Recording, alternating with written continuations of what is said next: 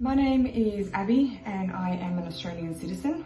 My partner and I are currently in Portugal and have been trying to get back to Australia since May. My name is Derek. I'm an Australian citizen near Paris and I'm currently stranded here for 2 months, 10 days and counting. We are Australian citizens and we've been stranded in France for 32 weeks now. An Australian citizen that's stranded in Riyadh, Saudi Arabia. And I'm an Australian citizen living in Dubai. I'm stuck here in France, currently into my 4th week with no visa, no rights to work, no right to any social services, nothing.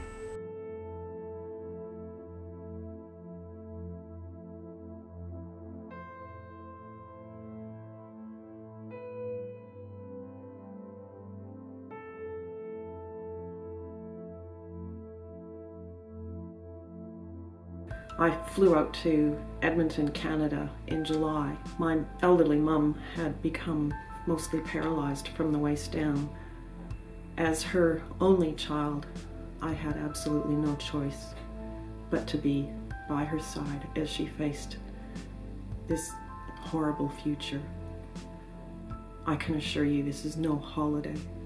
I came to be with my partner when she came over here earlier in the year and got stuck here because of Corona. I'm currently living with her family. I've had 5 cancelled flights, which is nothing on my partner's 11 cancelled flights. I have no work rights over here and no income.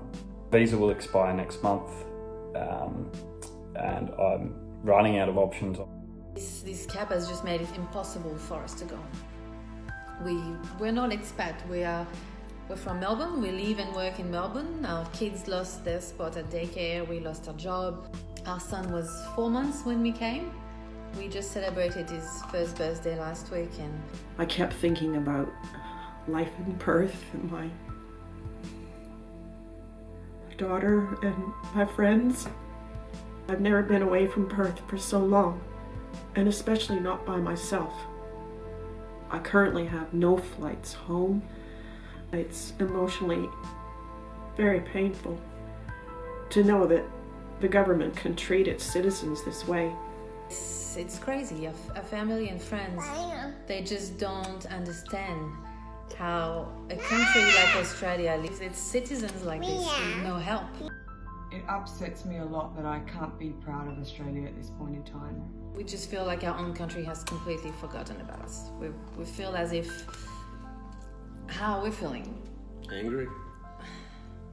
Yeah. I'm gutted that my country has basically turned its back on me and upwards of 30,000 others in the same position as me. I don't know what power our passport holds, but apparently it's none. I thought the Australian passport was one of the best to hold in the world. I'm fast seeing that's not the case. People have lost their jobs, people have lost their visas, their accommodations. I mean, people are facing destitution, they are facing deportations, heavy fines for overstaying in the countries they are. And the Australian government is doing nothing. I cannot believe what is going on. This is like a disaster outside of Australia. And where is the government? Scott Morrison made an announcement on the 18th of September that he wants to get all the stranded Australians home by Christmas. At that point, there were 26,000 Australians registered. That's not the number wanting to come back, we all know that. The airlines are more accurate with their assessment of probably 80 to 100,000.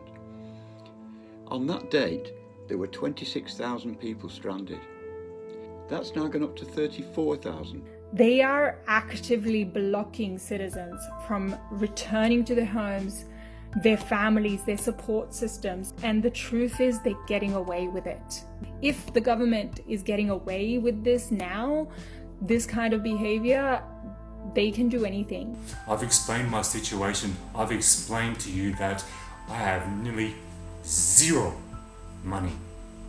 I've given you all my bank account statements from this year, all my pay slips. I have given you the birth certificate of my child.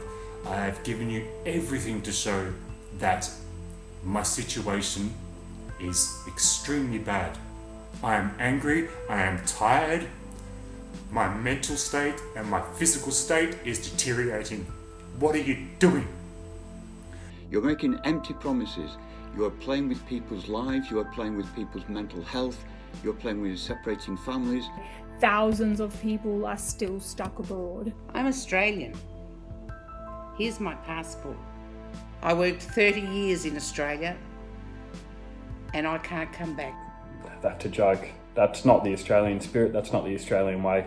We're supposed to defend our people, fight for our people, fight for one another. Come on, Australia. Come on, Australia. Come on. We're all sticking our hands up to go home. Do something. Please, just go out and speak up, make some noise.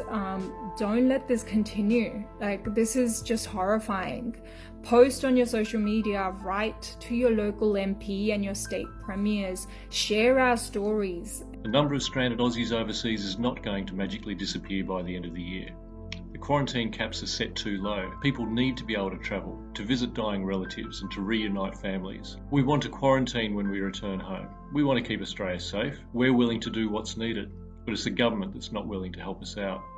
We believe that the hotel quarantine system is crucial. It's a first line of defense. However, there are other means to get your own people back home. We are your fellow citizens who got stranded for various reasons, who have the right to be in the comfort and safety of their own home. Bring us home. We need to come home. Remove the cap. Remove the caps and let us come home.